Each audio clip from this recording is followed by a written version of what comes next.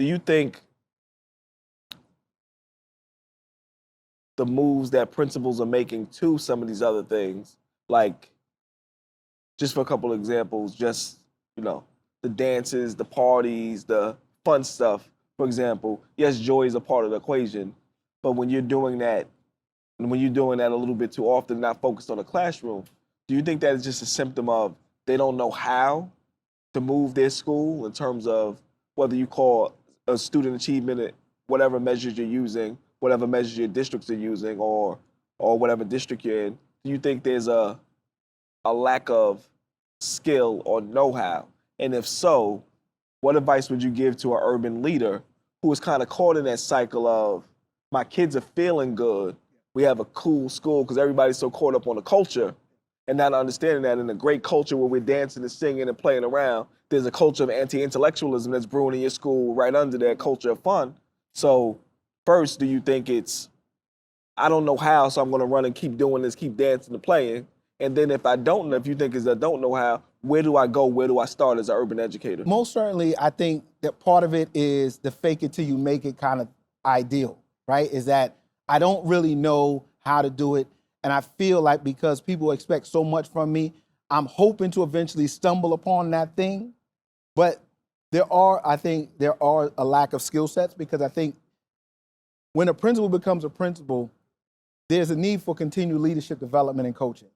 Hence, that's why I got into the work that I'm doing now, is because sometimes people don't know what they don't know, Trav. And every single day, the expectations remain high that we want them to produce, but not many people stop to ask, why aren't they producing? So I definitely think skill set is a big part of it. Continued leadership development and coaching is another part of it. But then I also think at times it's the low expectations, period, because what we think is high expectation is just that we do a little better than we did last year. And that's not high expectation. If you got 100% of kids in your school and you're at 20% proficiency, let's flip that. That means 80% of your kids are not proficient.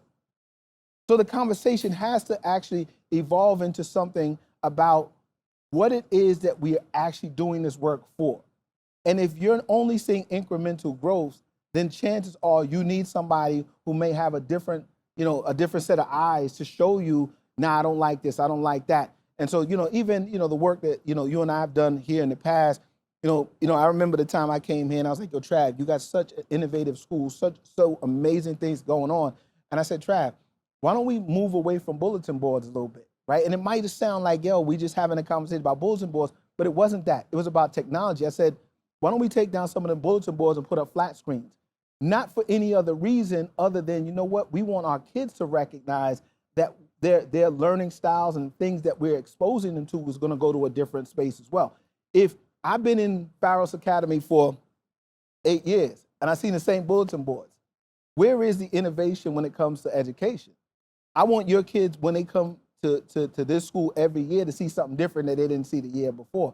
So I'm always going to push the narrative that as a principal, you got to be willing to have somebody with a critical eye come in as a critical friend and say, you know what, Dr. Brown, let's change this a little bit. Let's work on that. But then I'm going to use the data to support that.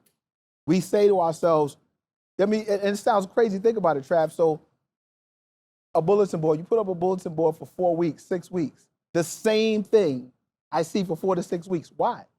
If the kids are producing work every day, why aren't we putting work up at least every other day, every 3 days?